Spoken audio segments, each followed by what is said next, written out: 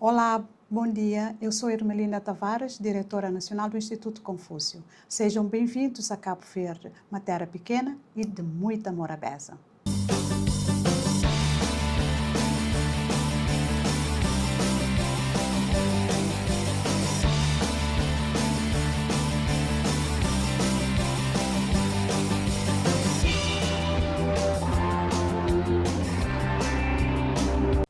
佛得角以前係一個無人島，喺1460年被葡萄牙航海家發現，1495年開始成為葡萄牙殖民地，直到1975年7月5號宣布獨立，成立佛得角共和國。佢係一個位於非洲西岸嘅大西洋島國，由10座大島同埋多個小島組成，面積大約係4033平方公里，距離西非海岸450公里。擁有超過73.4萬平方公里嘅專屬經濟區，而佢嘅首都普拉雅就位於聖地牙哥島。喺獨立咁多年以嚟，佛得角走出咗一條成功之路。2007年更加轉身成為中等收入國家之一。中國同佛得角喺1976年建交以嚟，中國為佛得角嘅各個發展項目提供咗積極支持。除咗成為咗佛得角主要嘅進口來源地，仲創造咗就業同埋升學機會。喺佛得角呢一度咧，有好多唔同嘅中國援助嘅項目㗎，而孔子學院呢就係其中一個啦。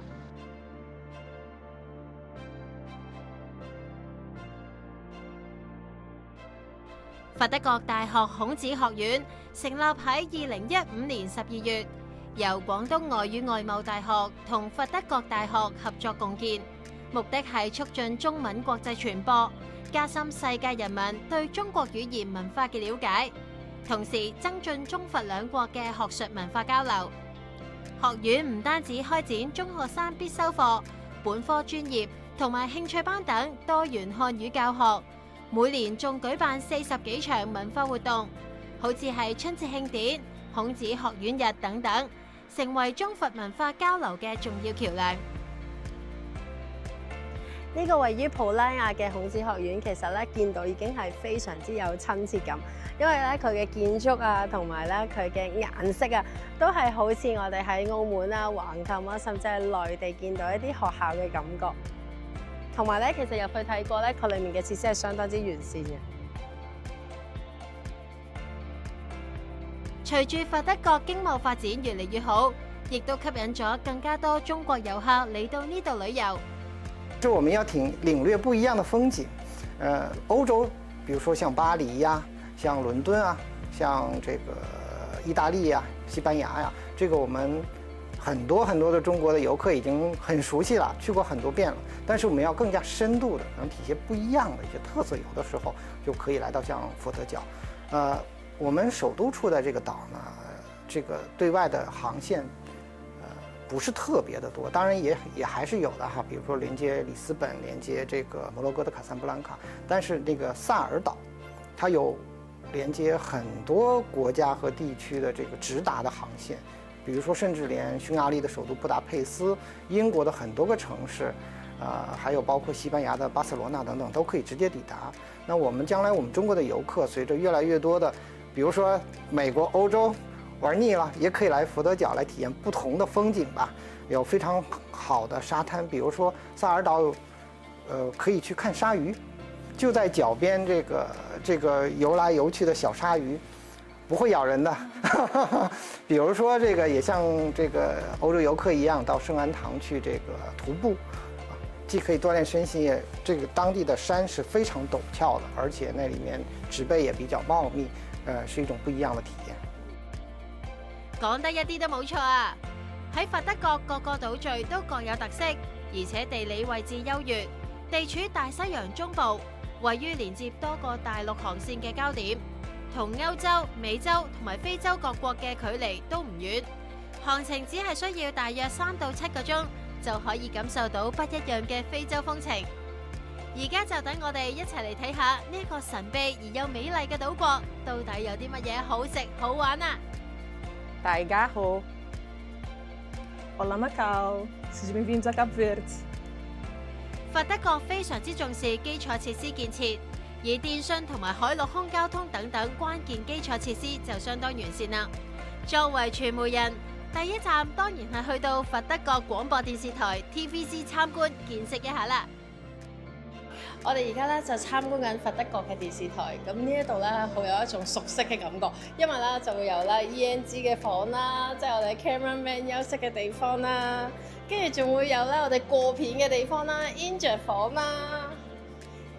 另外仲有我哋嘅 cameraman 最中意睇嘅就係器材房，喺呢度咧仲可以睇到好多咧以前用嘅一啲嘅器材，寫埋1987年。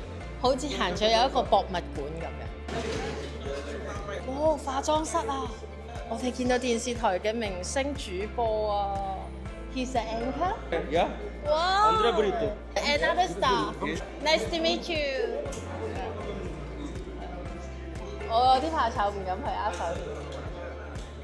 啱啱唔知有冇留意到咧，佢咧其實化妝間嘅時候又幫佢 gel 埋個頭，用一個咧我哋眼睫毛嗰個去 gel 佢個頭。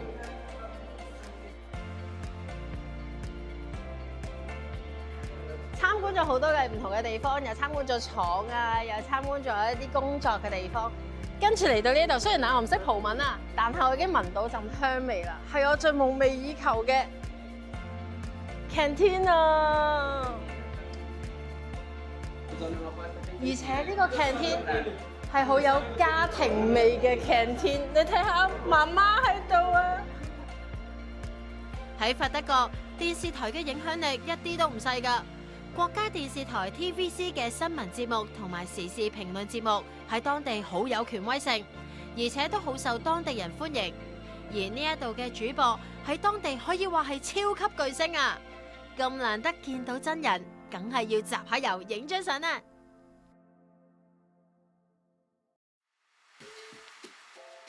佛德角嘅人口大約係50萬，其中1/4嘅人口居住喺首都普拉亞。普拉亞係佛德角最大嘅城市，亦都係呢一個國家主要嘅港口、教育、行政、工業同埋軍事中心。等我哋從街市切入，好好了解一下呢一座城市。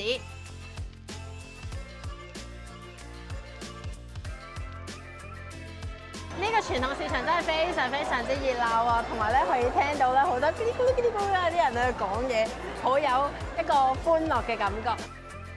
呢一度有好多未見過嘅蔬菜、水果同埋香料。如果大家夠時間嘅話，仲可以品嚐一下地道美食㗎。其實咧，好多人咧都會選擇嚟呢度啦，試下佢嘅早餐或者午餐嘅，因為咧佢係佛德角裏面咧好多傳統小食都可以喺呢度揾到啊。尤其是咧好多人中意食嘅 cassouba 啦，仲有咧就係一啲嘅特別嘅飲品啦，呢度都會有嘅。咁另外咧就係如果大家嚟呢度嘅話咧，建議咧就係帶一啲細面額少少嘅紙幣，又或者係真係對少少當地嘅紙幣。再唔係嘅話咧，其實歐羅都可以嘅，不過咧盡量就細面額啲，咁就盡量少啲找續，就會安全少少啦。喺街市附近亦都有好多唔同嘅商鋪、雜貨、成衣、小家電，而且好多都係由華人經營，大部分嘅貨品都係由中國入口。所以賣嘅產品對於我哋嚟講，好似有啲似曾相識嘅感覺啊！呢度係普拉有一個叫做 Pader 嘅地方啦，係一個好有葡萄牙風情嘅地方，亦都非常之熱鬧㗎。點解呢？咁因為咧呢一度咧有一啲嘅傳統街市啦。咁仲有啲咧百貨公司，所以咧亦都吸引咗好多本地居民啊或者遊客嚟呢度噶，感受唔一樣嘅風情。我自己咧就非常非常中意呢度啦，咁所以大家嚟到普拉亞一定要嚟呢度睇下啦。佛多係指普拉亞嘅中心區域，位於南部高地，可以話係呢一個城市嘅行政同埋商業中心。總統府、政府部門同埋銀行呢一啲重要機構都會集中喺呢一度。呢一度著名嘅912廣場係當地居民聚集嘅場所，亦都係重大節日慶典嘅舉辦地。喺呢一度有好多西方風格嘅建築，好似係天主教堂同埋石板街道，係咪同澳門有少少似呢？行完街有少少肚餓添，係時候食啲嘢啦。話明佛德角係一個海島國家，漁業資源自然就係相當豐富。喺呢一度大部分餐廳主要都係售賣海鮮為主，烤魚就更加係當地嘅名菜。新鮮嘅吞拿魚、鯛魚、青魚，仲有石斑魚，任君選擇，通通都可以原條上嘅，而且價錢都算係幾親民㗎。So yesterday you tried this one is good? Oh, it's very good, soft and fresh. Yes, this one. Thank you. 呢一度咧有好多唔同嘅餐廳啦，佢可以有啲肉啊，有啲海鮮可以隨意揀嘅。咁只要咧你揀啱嗰條，你指住嗰條咧就同佢講，佢就會即刻處理啦。然之後咧就會放上去 barbecue 咁樣，即刻食到新鮮嘅味道。好大隻啊！大過我隻手啊！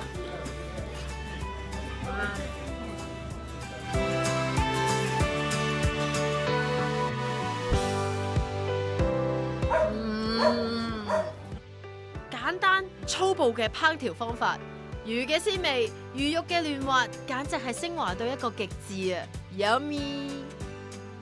以為佛得角必食嘅淨係得魚，梗係唔止啦，仲有佢就係佛得角嘅國菜 Kasuba 啦。呢一道菜式可以話係當地飲食文化嘅重要代表，所以到處都可以見到佢嘅蹤影㗎。我哋而家啦準備啦去我哋嘅佛得角嘅同事呢嚟我哥屋企啦食飯，咁我哋而家咧就喺超市度買嘢啦，然之後就去佢屋企啦，可以感受一下佛得角嘅家庭風味，非常緊張。你緊唔緊張啊？緊張。與其話係緊張，不如話係非常之期待啦。佛得角人熱情又好客，聽講同事嘅屋企人一朝早就開始準備食材，話要請我哋食地道菜式 Kasuba。呢一道菜雖然喺佛得角係相當普遍，但係其實每個屋企都會有佢嘅獨特做法。哇，好熱辣辣啦！呢個其實有啲似咧葡式嗰個咧大集會，佢裏面咧多咗啲粟米啦，同埋多咗木薯啊，咁樣仲有啲傳統呢度會用嘅食材。除咗大大盤嘅 Kasuba， 呢一個餐後小點心都非常之好味㗎。呢個咧係佢傳統嘅一個甜品，叫芝士布甸。咁咧入口咧，佢就係食到一粒粒嘅芝士，好似啲 Parmesan cheese 喺裏面咁樣，甜甜地、鹹鹹地，真係好食，好開胃。食完飯都覺得佢好開胃。如果有翻杯咖啡就最好。既然話要飲咖啡，當地人就推介咗一個好地方，佢就係普拉亞嘅舊城。呢一度可以話係地標性嘅景點之一，係佛得角最古老嘅地方，更加係呢一個國家至今唯一入選世界遺產名錄嘅景觀。我哋而家嚟到距離普拉亞有一段路程嘅舊城，咁以前普拉亞未做首都之前，呢度就係首都啦。咁所以咧，呢一度咧可以見到佢嘅建築物啦，係有少少歐洲色彩啦，同埋係比較特別嘅，有一種特別嘅風情味。舊城沿海靠山而建，山頂有建於1590年嘅聖菲利佩城堡，曾經係佛得角最重要嘅防禦工事。喺城堡上面可以眺望舊城全景，仲有壯麗嘅海岸線。喺呢一度可以感受到濃厚嘅歷史氛圍。咁呢一度咧有個小小嘅市集，大家可以喺呢度啦買啲手信啊，同埋買啲紀念品翻去。